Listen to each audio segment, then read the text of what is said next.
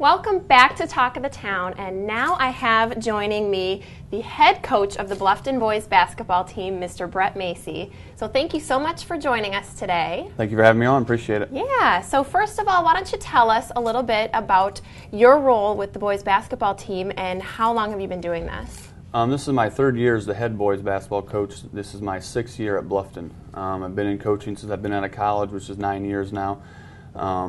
Moved down here, like I said, 6 years ago, and my third year as being the head coach. So it's been fun. Wonderful. So I'm sure that you've got lots to tell us, but one thing I really want to know, right away is what consists of building a basketball program to a state power? One of our goals when we took over, myself and our staff, was to build our program up to being one of the better in the low country and in the region and into the state power. This year we finished 19-5. 6th in the state. A lot of it is basically fundamentals, getting down to the youth leagues. We've touched our youth coaches, we've talked to them, we've had coaches clinics. So what you want to do to be a state power is not just win one year like we did this year, but you want to win consistently. And you do that by building up your youth programs and making sure those coaches are teaching what you're teaching. So over a consistent time frame, over 7-8 years, you're getting that same type of player into your program. And now instead of winning 19 games once every 4 or 5 years, you're winning 17 and 18 games on a yearly basis. Awesome. So you mentioned that one thing that really helps you achieve those goals is building up your youth coaches. What does that entail, and how do you get them to where you need them to be to help your team out? We had a coaches clinic the beginning of their season, which was basically the start of our season, and we let them know what we're doing in practice. What are some of the basic fundamentals that they can do with their youth players that is going to help them become a varsity basketball player through our program?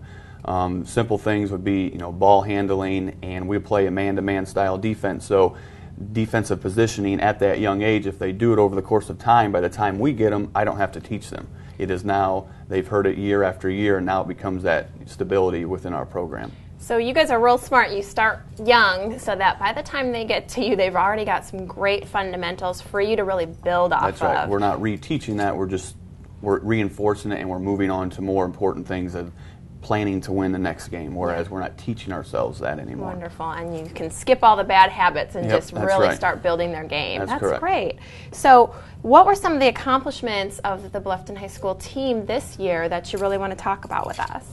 Well, we had, like I said, we had 19 wins. That was the most in school history. We won our Bobcat Classic over a team from Washington, D.C. That was the first time in history.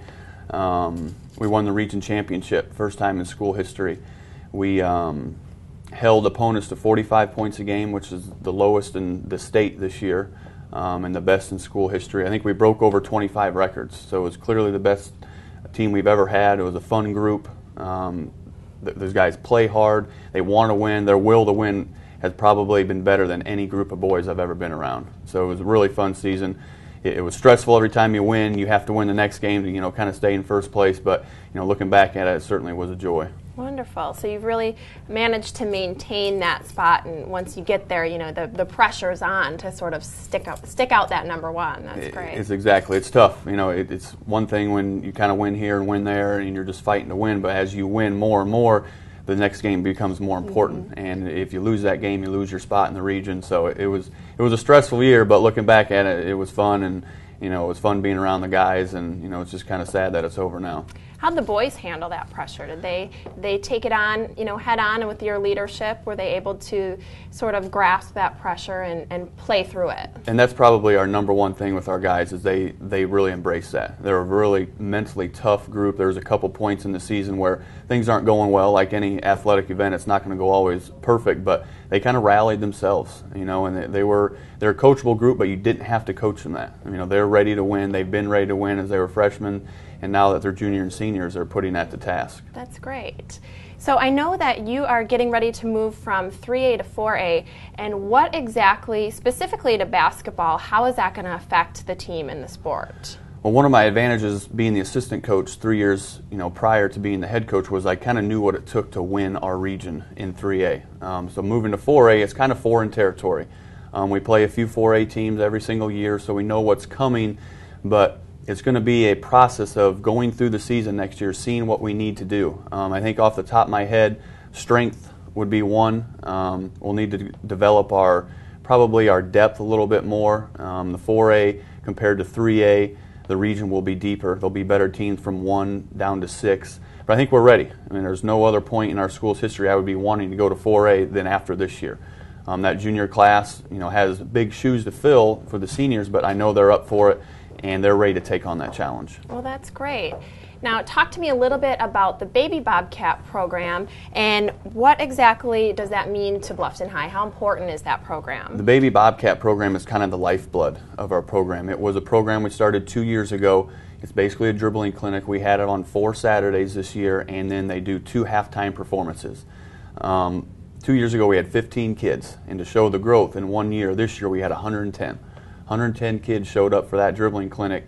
The parents come out to the games, they really enjoy it. It's getting those kindergarten through 6th grade ready for Bluffton basketball. They're around our guys, they see us as coaches, and it basically starts them into their basketball career. And the parents love it.